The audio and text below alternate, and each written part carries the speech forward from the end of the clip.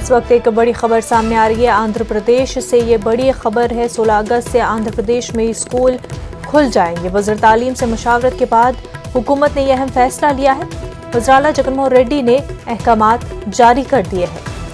आंध्र प्रदेश में स्कूल्स के हवाले से आपको अहम खबर बता रहे हैं। 16 अगस्त से आंध्र प्रदेश में स्कूल खुल जाएंगे। वज़ीर तालीम से मुशावरत के बाद हुकूमत ने यह फैसला लिया है। वज़ीर आला जगनमोहन रेड्डी ने अहकामात जारी किए हैं।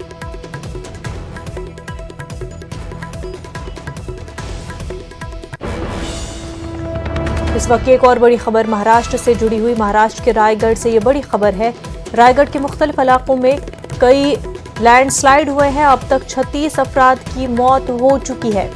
30 से 35 लोगों के फंसे होने का अंदेशा जताया जा रहा है। एनडीआरएफ की टीम राहत बचाव में मसरूफ है।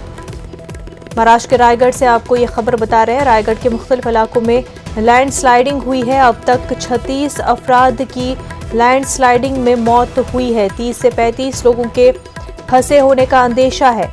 एनडीआरएफ की टीम राहत बचाव में मसरूफ है।